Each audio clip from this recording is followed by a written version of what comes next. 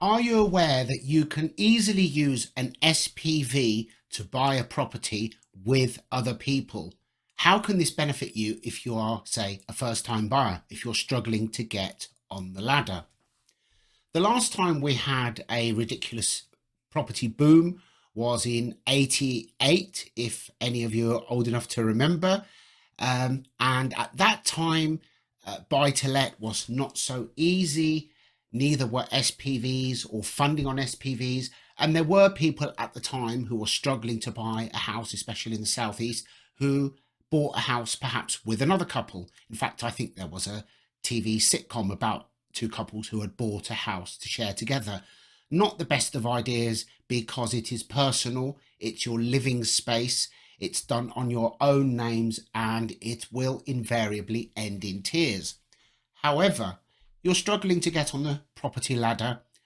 If you and members of your family, friends, whatever the case may be, two of you, 4, 5, 6, 8, 10, get together to buy property on an SPV, it means that you need each to raise a lot less money, which will make it much easier for you to actually get your foot on the ladder.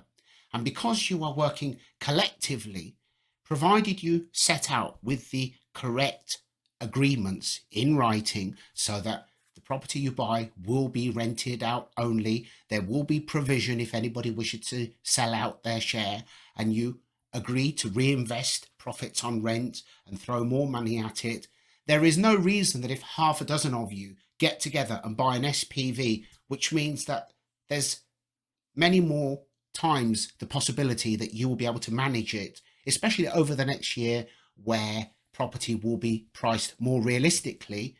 But if you reinvest that money, then what you would have used initially as a deposit, you can be reinvested, and there's absolutely no reason that in 4 or 5 or 6 years that you could have half a dozen or more, and you could actually get to the point where in real terms you will have the equity equivalent to each having a property paid off, and you can decide what to do at that time. The only thing that you need to do when you set up the SPV is to actually apply the correct SIC codes. For landlords, that is 68209, and I would also add this one just in case, which is 68100, which also allows you to renovate and flip property because you may decide to do that further down the line.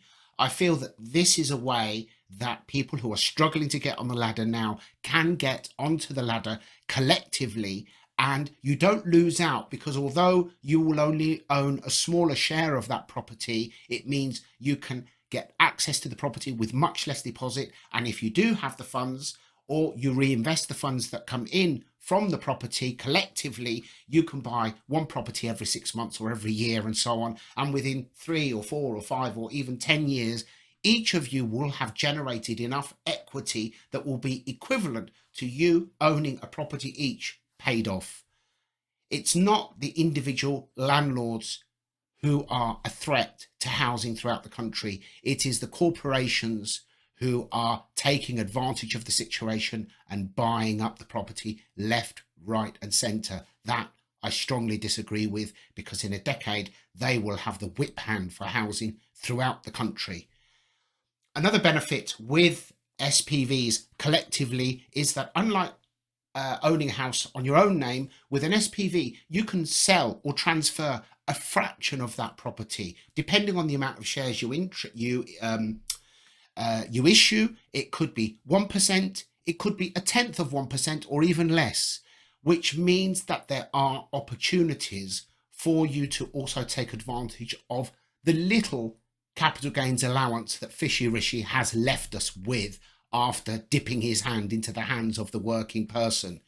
I'd best not get into a rant, but this government, who has squandered billions, who stood by and watched a spotty, philandering, egotistic, lying schoolboy hand over millions to his friends, and then the media, once he's shamed into withdrawing, then gives him publicity in the papers because he appeared in some show and rubbed a chili pepper in his private part. I'll never know.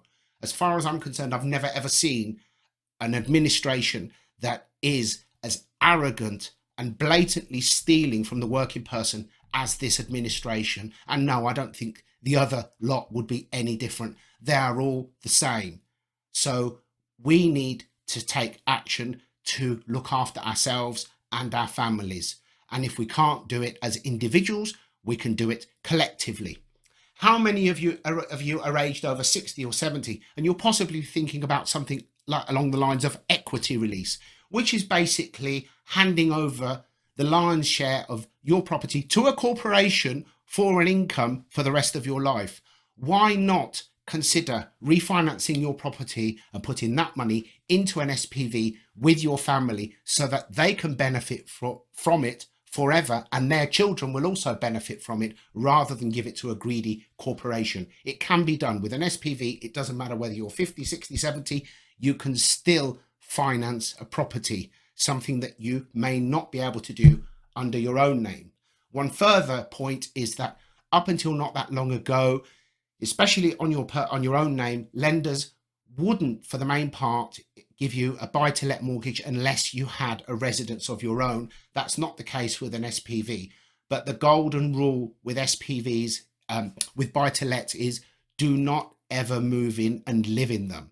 Some buy-to-let lenders may even allow you to do so, but if you have ever officially lived in that property, you may exclude a big portion of the lenders, because although the market is regulated, most buy-to-let mortgages fall under unregulated mortgages, even if the lenders who issue them are regulated by the FCA.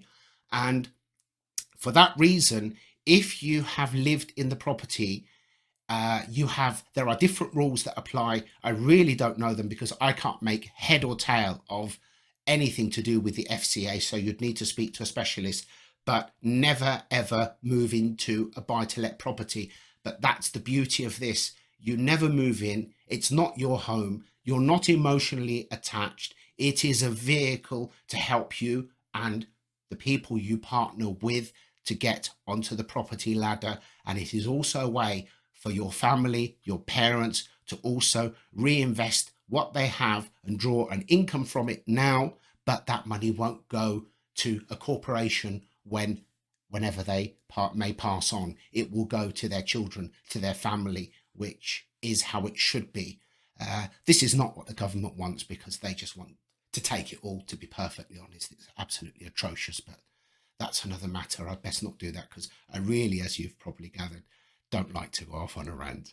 Anyway, thank you for listening. Please feel free to comment, agree, disagree, no problem at all. It's Christmas time, so I do feel that a gesture of goodwill would be to go to the comments and strongly disagree with me in the spirit of social media, or rather how it should be. And I do promise I won't be offended. Thank you very much. See you in the next video.